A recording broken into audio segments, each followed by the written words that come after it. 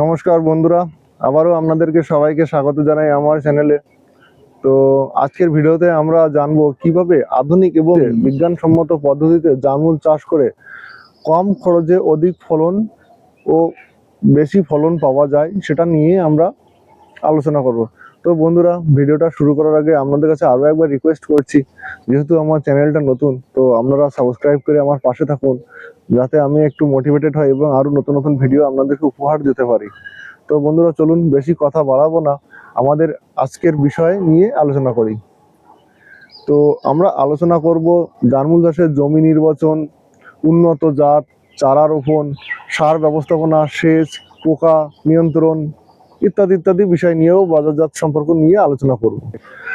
তো বন্ধুরা, আপনারা যদি বাণিজ্যিকভাবে জামরুল চাষ করতে চান তবে ভিডিওটি শেষ পর্যন্ত দেখুন, কারণ আজকের ভিডিওতে এমন কিছু তথ্য থাকছে যেগুলো আপনার উৎপাদন 30 থেকে 40% অবধি বাড়িয়ে দিতে পারে।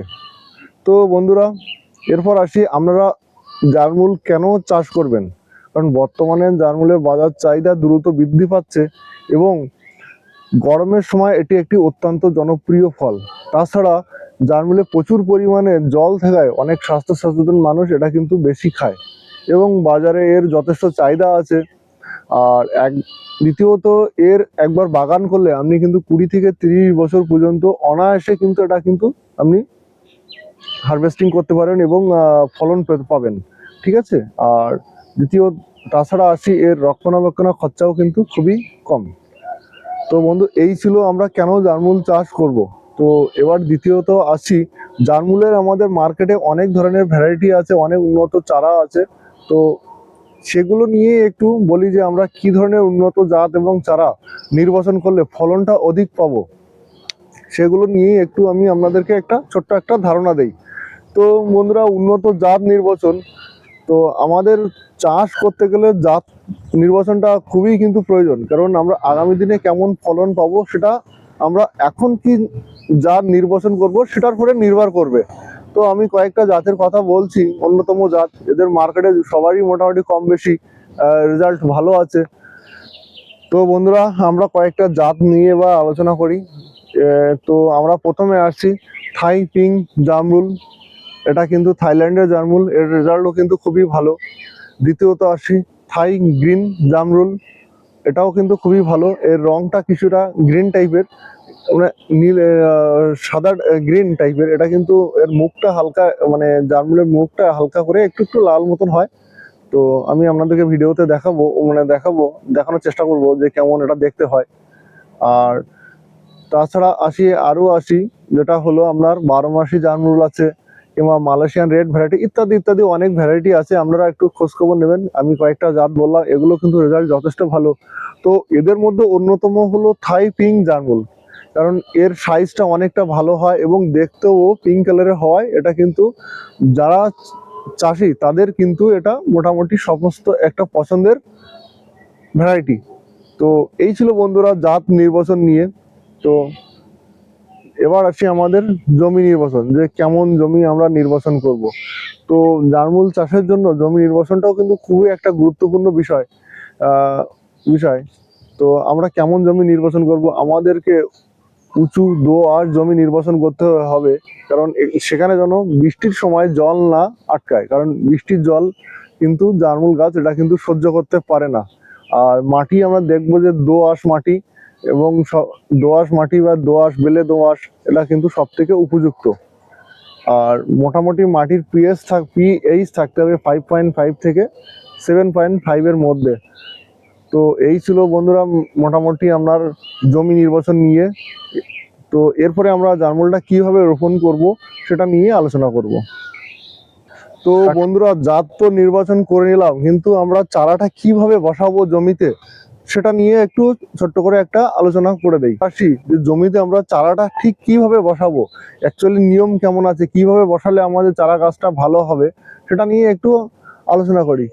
তো কি করতে হবে, চারা লাগানোর কমপক্ষে 20 থেকে 30 দিন আগে আমাদের মোটামুটি 3 ফুট বাই 3 ফুট এবং গর্ত 3 ফুট আমাদের একটা ভালো করে গর্ত করে নিতে হবে।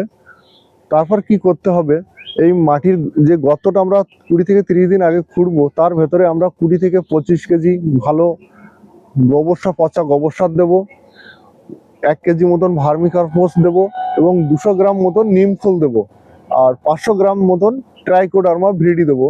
তো ট্রাইকোডার্মা ভিরিডি কি হবে, এটা গাছটার কোনো রকম ফাঙ্গিসাইড যাতে অ্যাটাক না করতে পারে তার জন্য কিন্তু এটা আমরা জৈব ট্রাইকোডার্মা ভিরিডিটা দেবো।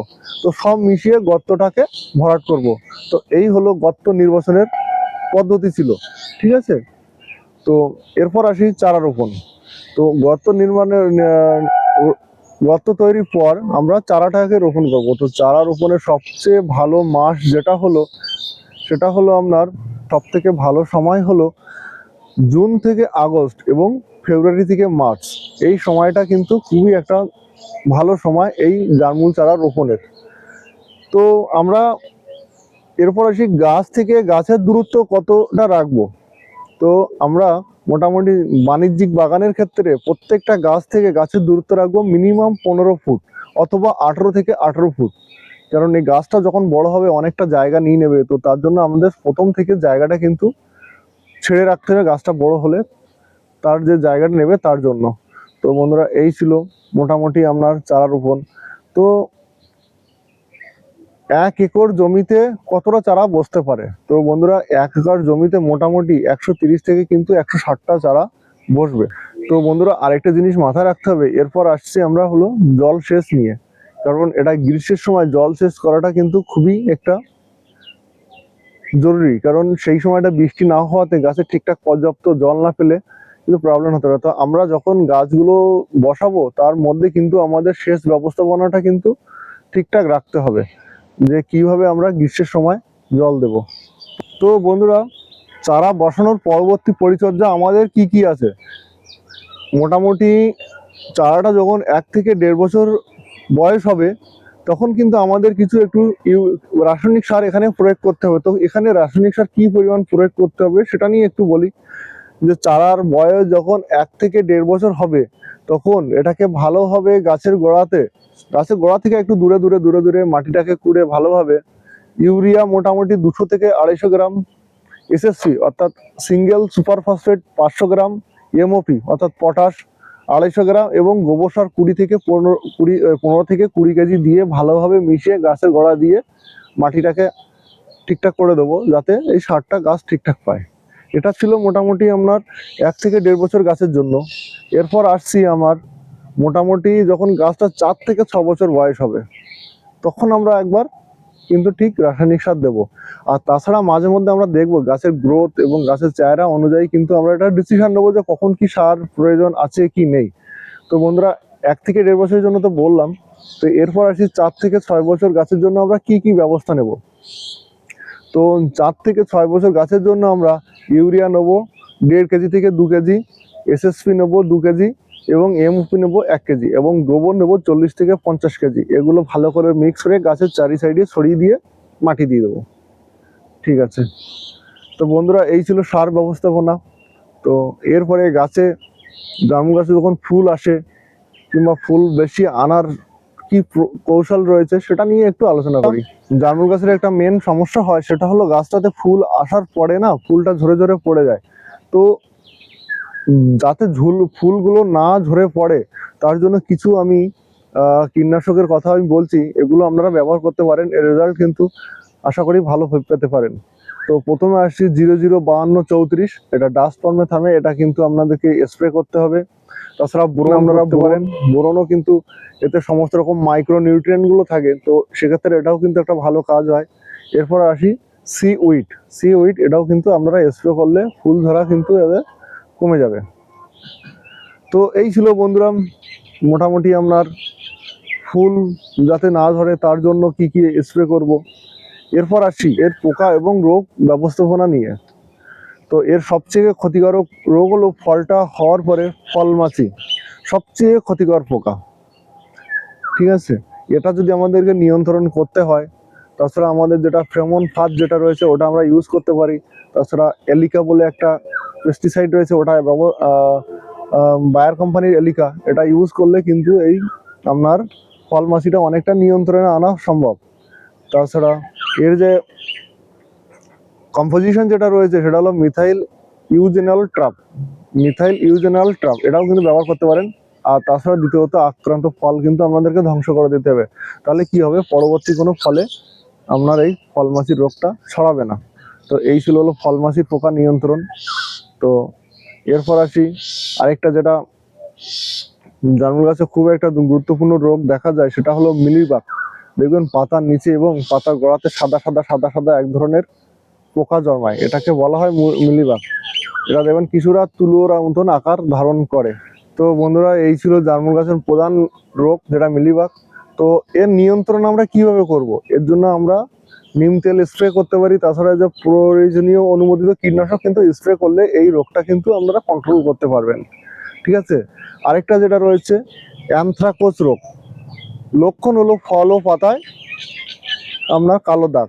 তো নিয়ন্ত্রণ এটা হলো কপার ভিত্তিক আমার ছত্রাকনাশক ইউজ করলে বা ট্রাইকোডার্মা ভিডি করলে এটা কিন্তু আপনারা কন্ট্রোল করতে পারবেন। দ্বিতীয়ত আসছি ছাঁটাই ব্যবস্থাপনা। ফল সংগ্রহের পরে গাছের যে এক্সট্রা ছোট ছোট ডালপালাগুলো আমরা কিন্তু ছেটে ফেলবো। তাহলে কি হবে, পরবর্তী সময় নতুন ডালপালা গজালে সেখান থেকে কিন্তু আমরা ভালো ফল পাবো। তো বন্ধুরা, এই ছিল মোটামুটি আমরা জার্মুল নিয়ে জার্মুল চাষ নিয়ে ছোট্ট একটা আলোচনা। ভিডিওটি ইনফরমেটিভ লাগলে অবশ্যই লাইক কমেন্ট শেয়ার করবেন, আর আপনার বন্ধুদের মাঝে শেয়ার করবেন যেন তারা আমার ভিডিওটা দেখে উপকৃত হতে পারে। তো বন্ধুরা, ভিডিওটা এখানে শেষ করছি। তো ভিডিওটা শেষ করার আগে আপনাদেরকে আরো একবার রিকোয়েস্ট করছি, যেহেতু আমার চ্যানেলটা নতুন, আপনারা সাবস্ক্রাইব করে আমার পাশে অবশ্যই থাকবেন, যাতে আমি আপনাদেরকে আরো অনেক ইনফরমেটিভ ভিডিও প্রোভাইড করতে পারি। তো ধন্যবাদ বন্ধুরা, ভালো থাকবেন সবাই।